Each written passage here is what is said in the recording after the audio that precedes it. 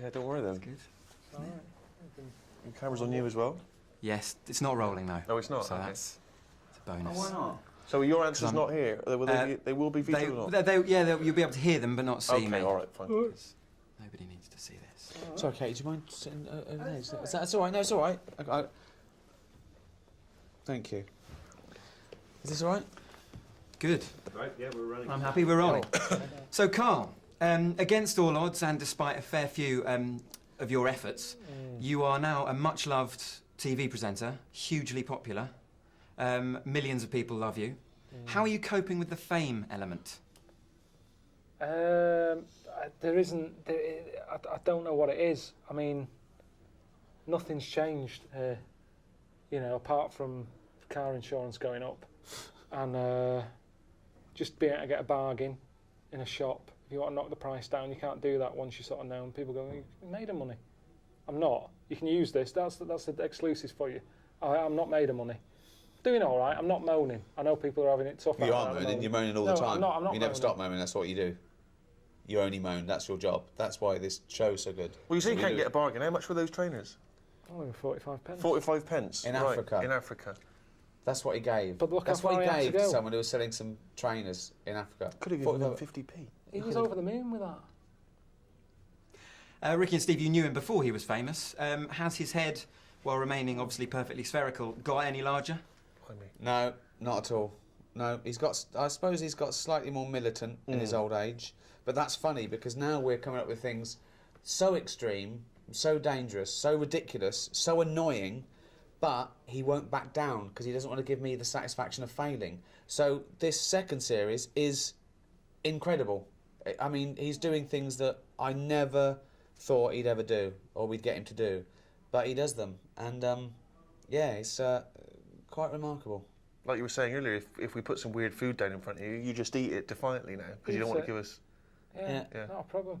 Nothing matters. He shows that people worry about the silliest things in the world. That's what's changed. I can eat anything.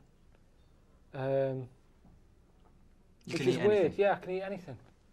So if it does all go tits up and I don't do a third series and I spend all my money, I know I'll survive, because now, if I'm homeless, anything that's crawling about, I'll have it. Could you eat a knob at night now? I wish I never said that, honestly. It's the one thing I ate. What was it that David Baddiel said that time? When you were saying we were having dinner and Karl was round and David Baddiel was round and Karl was going, I've done nothing. He's just on the radio, he said nothing. And David Baddiel went, no, you did that song, Knob at Night. Oh. Yeah, that's how I still feel. I don't feel like I've achieved anything that I'm really, really proud of. I would have done with this if it wasn't called Idiot Abroad, I think. But that's just a little bit of... You've tainted it a little bit. But it's an ironic title. You're not Yeah, an I idiot. don't like it, though. Karl, I don't like it. Karl, you're a genius. And I wanted to change it, and then Sky bosses are going, oh, it's established, we've got to stick with it. Why? Now, Ricky says you're a genius, but you and you're obviously great mates, but you guys do give him a lot of stick about his physical appearance as well. Just from that particular screening, little bald Wookie. Obviously, head like a fucking orange. That's well known. Yeah. Shaved Mancunian idiot. This is your life. That's well known.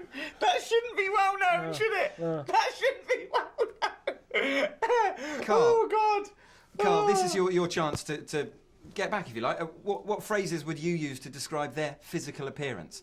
Ricky first. To be fair, though, I've had a go at you. Yeah, but also I'd like to point out, it's Ricky who insults him. I don't call you names. I mean, I might sort of stand behind him and sort of cheer him on, like the worst kind of bully's mate. Do you know what? I'm going to show you how good I am. I'm not even going to... No, if you listen back on the old radio shows, he's always having a go at me. He has a go. He said when he first met Steve, he said it was a shock. He said that. First thing, he said, oh, that's a shock. I said, what do you mean? He said, well, I've never seen anything like it before. He's telling him to his face. Then he's putting on air that Steve's weird looking. Okay? So he started it. But, like, in the same way that you've sent me on these trips to make me stronger, I think me saying that has done himself up a bit. He has. No, he's Oh, look at you. Yeah. So, in a way, you've made me a better person. He went from a weird little goggle-eyed freak to sort of Clint Eastwood.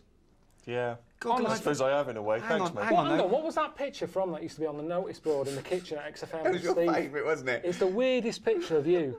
It was from The Guardian, and you know when they use the wide-angle lens to get everything in, you were on the edge of it, so your head was really distorted. It looked like someone had picked up Stephen Hawking by the legs and whacked him against a wall. It was really weird. Yeah.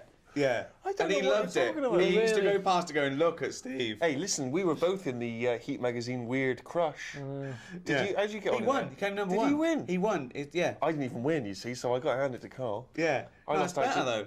Who did I lose out to? No, him. So he's no, weird. It wasn't the same. No, it was different years. Oh, was it? Wow. Yeah. Ricky, you're getting away with murder here, though. A goggle-eyed freak, their head like a fucking orange. What, Karl? Give him both barrels. What phrase could you use to have a go at Ricky? Have I ever lost it with you? Pretty perfect, isn't I? I'm pretty perfect.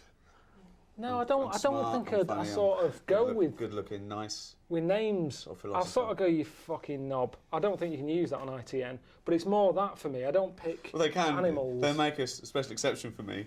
They allow someone to call me a fucking knob. It's the only thing they said. It's actually handed down on parchment. Thou shalt not say fucking knob. Not censor. unless it's against Ricky Gervais, the fucking knob. When have I lost it with you and sort of got annoyed and told you something? You haven't. You wanted me to call off the poster campaign. When I made that poster campaign, I said around the world, and there was everyone putting up posters of Karl Pilkington, world's roundest head. Yeah. And you asked me to stop it. Yeah. That's it. Yeah. You thought it was demeaning. Couple of quick ones. If you guys had cast Karl as a character in The Office back in the day, who or what would he have been? Sorry, I hope you don't mind me talking about you like that. Who or what would he have been? Wow. What? What would he have been? What would he have been? I mean, what am I meant to say? A bowling ball? What? Well, funnily enough, it's what is Keith's bollocks? Well, his mum phoned him up and said, "Saw you on telly the other night." She thought he was in the office. It was just a bald bloke fixing my computer. He's going, "No, it was you." He's going, "It wasn't me. I'd know if I was in the office or not." Yeah. That is the sort of job I would imagine you would be doing, though. You'd be fixing something, wouldn't you? I'd probably be quite happy with it. Sorting some problem out in the lavatories. Sort of quite a manual job, I reckon. Yeah. Maybe a courier that you come in. Helmets on. Yeah, but it's a perfectly round. He wears a pink helmet, and they don't see the difference when he takes it off. I've got to wrap up, but very finally, I don't know if you mind, I'm getting married next year, and wondered if you wouldn't mind giving a message or saying why you can't be there or something. I don't go. I just don't go to weddings anyway. Honestly, I don't know you. You're getting married? Here you go. He loves a wedding. Actually, can I use this as a... That's annoying, isn't it? Steve's annoyed that he's got a girlfriend. Of course I'm annoyed. Are there going to be any single women at this wedding? You can come. Yeah, answer the question. Yes. Okay, well, I'll consider it. He'd be best man. Suzanne's brother's getting married, and I don't want to go. But if I use this, is this on the telly just saying, sorry I can't be there, you'll have a lovely time and everything, good luck with the future. Say you're filming or something. Say you pretend you're filming. Do you know what? That's the only thing that would make me do Series 3. If we can put it at the same time as that wedding. Suzanne said you can get out of the wedding if you're doing a well, TV she didn't. show. She sort of said, don't do it on purpose. But if I you're would, filming... honestly, I'd rather do another land dive than go to a wedding. I hate it. I've not got married because I hate them. It's not even... I wouldn't go to your wedding. What's your fiance's name? Julia. Julia. Just say... Congratulations, Julia. All right, Julia, have a good day. But you hate weddings. I can't stand them. It's so forced fun. It's shit. Well, I can't show this now, can I? But I don't know why. How old are you? 29. And was it your idea or was it Julia's my idea? Yeah. Was it? She's lovely, yeah. I don't know why people rush into it.